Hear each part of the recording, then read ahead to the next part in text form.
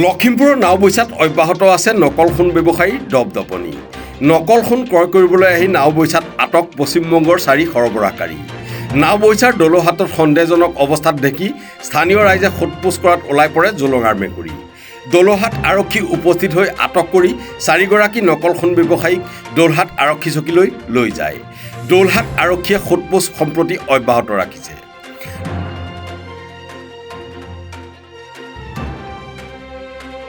জিলাখনত বিভিন্ন অঞ্চলত সক্ৰিয় হৈ থকা নকল সোণ, নকল টকা পইচাৰ যি এটা পৰিভৰ হোৱা আমাৰ পৰিলক্ষিত হৈছিল। আজি দুদিনমানৰ আগত শ্বহীদ ওৰফে লম্বুক লখিমপুৰ জিলা প্ৰশাসনে গ্ৰেপ্তাৰ কৰি জেল হাজতলৈ প্ৰেৰণ কৰা হৈছে। অলপ সীমিত হৈছিল যদিও লকডাউনৰ সময়ত এটা বিভিন্ন দুষ্ট চক্ৰই আকৌ এই নকলি সোণ, নকলি পইচা এটা পৰিভৰ আকৌ পৰিলক্ষিত হোৱা আমাৰ দৃষ্টিগোচৰ হৈছে।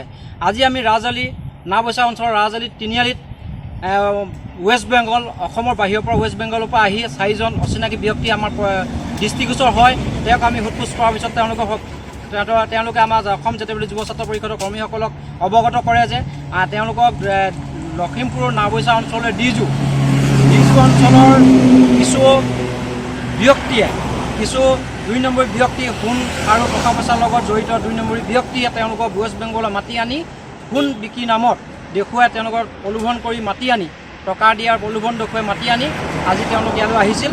আজি আমি অসম জাতীয় যুৱ ছাত্ৰ পৰিষদত তেওঁলোকক আটক কৰি লখিমপুৰ জিলাৰ বিভিন্ন সংবাদকৰ্মীসকল, সংবাদ বৈদ্যুতিক মাধ্যমক আমি আৰু লগতে দলুহাট আৰক্ষী চকীক আমি নিমন্ত্ৰণ কৰিছোঁ তেওঁলোকক গ্ৰেপ্তাৰ কৰিবৰ কাৰণে।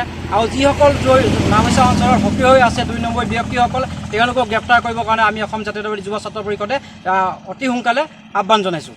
লখিমপুৰৰ পৰা মনোজ বৰপাত্ৰ গোহাঁইৰ ৰিপৰ্ট, নৰ্থ ইষ্ট ভিউ।